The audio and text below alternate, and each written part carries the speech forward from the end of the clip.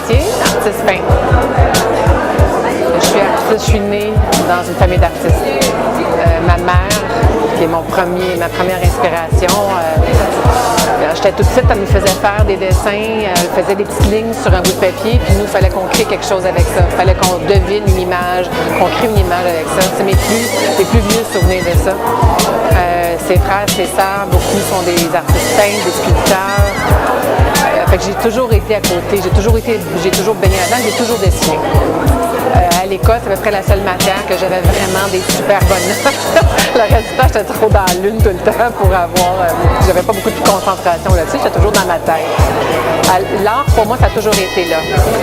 Je suis au cégep, j'ai fait un cours en art plastique. J'ai pas été capable de terminer. Différentes circonstances de ma vie ont fait que j'ai arrêté plus de bonheur que trop tard.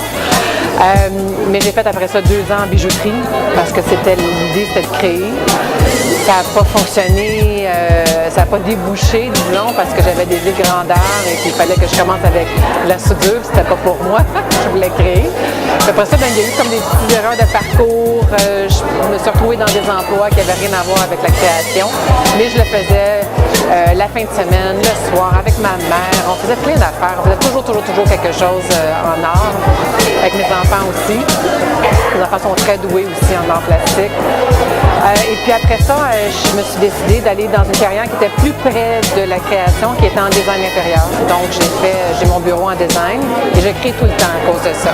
Ça m'aide beaucoup parce que j'ai besoin d'exploiter l'imaginaire que j'ai. Les gens me demandent, mais comment ça fait que tu penses encore à quelque chose de nouveau? Oui, mais pour moi, c'est sans fin. L'imaginaire, c'est sans fin.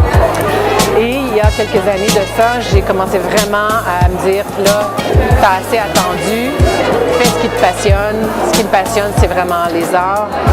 Prends pas 2 ans pour faire une toile, parce que c'est ça que je faisais. Je prenais 2 ans pour faire une toile, parce que c'était des petits bouts, 5 minutes, pas 5 minutes, mais une demi-heure, 1 heure, 2 heures, mais jamais de façon conséquente pour arriver à un but. Alors, j'ai découvert un programme qui m'a permis de faire mon plan d'affaires comme artiste peintre. Moi, étant déjà une femme d'affaires, je fais comme ça, c'est pour moi. Quand j'ai fait ça, je me suis aperçue, ouais, mais là, c'est parce que tu n'as pas beaucoup de peinture. Qu'est-ce que tu vas faire? Tu es supposé être une artiste peintre, tu ne peins pas. À ce moment-là, ce que j'ai fait, c'est que je me suis donné un challenge. J'ai fait 30 toiles en 30 jours. Je les ai mis sur mon Facebook, je faisais un petit 2 minutes de vidéo. Et puis ça m'a vraiment comme fait sortir tout ce qu'il y avait en dedans. Moi, je ne savais même pas jusqu'à quel point je pouvais peindre. J'avais toujours cette réticence-là de, bon, qu'est-ce que je fais? Je mets ma main sur la toile. Tandis que là, ce 30 jours-là m'a permis de faire vraiment le vide et de n'avoir aucune attente. J'ai peint toutes sortes de choses. J'ai peint des portraits, j'avais jamais fait ça avant. Après ça, j'ai peint. C'est toujours des choses qui venaient tout seul. Ça venait tout seul, c'est une inspiration, je le peignais.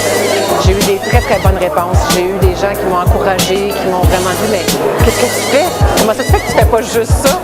Peindre. Alors, c'est ça qui m'a vraiment beaucoup encouragée parce que pour soi, on a des fois de la misère à se croire dans notre métier. Et tranquillement, j'ai continué à peindre. Et puis après ça, j'ai réussi à avoir, à cause de mon 30 jours, j'ai décroché une galerie qui m'a pris pour 2 expositions cette année. J'ai fait une exposition l'année passée, j'en fais une présentement, j'en fais une au mois de mai, j'en fais une. Alors c'est comme tout d'un coup, c'est comme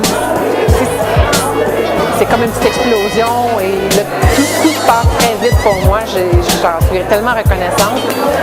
Et tout ce que ça fait, c'est que ça me propulse à continuer, à toujours peindre, toujours m'exprimer.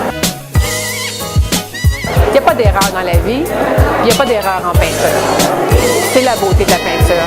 Tu travailles avec le médium qui t'attire, tu produis quelque chose, ça donne un résultat et après, tu peux décider de oui, tu le montres, tu l'exposes ou non, tu le scrapes et tu recommences d'autres choses.